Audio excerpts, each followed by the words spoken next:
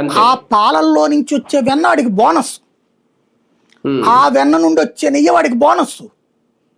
కాబట్టి లక్షల లీటర్ల పాలు అమ్మేవాడికి లక్షల లీటర్ల నెయ్యి పెద్ద ప్రాబ్లం కాదు, తక్కువ కమ్మడం వల్ల. అవును. ఎందుకంటే పాలల్లోనే ఆ లాభం వాడికి వచ్చేసింది. దాంట్లో ఇది అదనం కదా నెయ్యి అనేది, అది, అవును. అందుకు తక్కువకి వస్తుంది. అయితే అది. వాడు ఆవులు పెంచుతాడని నేను అనుకోను. నేను చెప్పినట్టే ఈ గ్రౌండ్ లెవెల్లో వీళ్ళ దగ్గర నుంచినే ప్రొక్యూర్ చేసుకొస్తారు పాల డైరీని. ఇక్కడ ఒకటే ఏంటంటే, ఇవాళకైనా ఓ పాల డైరీ తిరుమల తిరుపతి దేవస్థానం తరపున పెట్టండి, ఒక చిత్తూరు జిల్లా చుట్టుపక్కల ఉన్నటువంటి ప్రతి రైతుకి తలా 2 ఆవులు ఇవ్వండి టీటీడీ తరపున కొని. ఆవుల్ని వాళ్ళు పెంచుకుంటారు, పాలు తీసిస్తారు నీకు. అది ప్రజల్ని డొనేట్ చేయమనండి, ఆవుల్ని ఓ 1,00,000 ఆవుల్ని డొనేట్ చేయమనండి.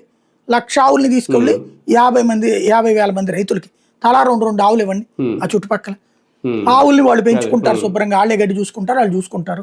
ఆ పాలను తీసుకొచ్చి అక్కడ ఉన్నటువంటి పాల కేంద్రంలో పోయమనండి. ఆ పాలన్నిటి టీటీడీ కేంద్రాలే పెట్టండి, అక్కడ పెట్టి అందులోంచి తీసుకురండి. ఇది చెయ్యరు, చేస్తే హెరిటేజ్కి దెబ్బ, విజయ డైరీకి దెబ్బ, సంగం డైరీకి దెబ్బ, వీళ్ళ ప్రైవేట్ డైరీలకు దెబ్బ. నువ్వు నిజంగా చేయదలుచుకుంటే కమిట్మెంట్ ఉంటే అది కదా చెయ్యాల్సింది.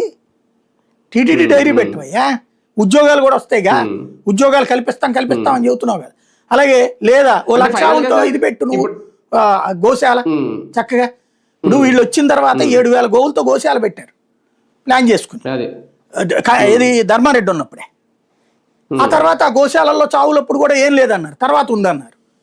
ఆయన చెప్పినని కాదు, కరుణాకర్ రెడ్డి చెప్పినని, కానీ చనిపోతున్నాయి అని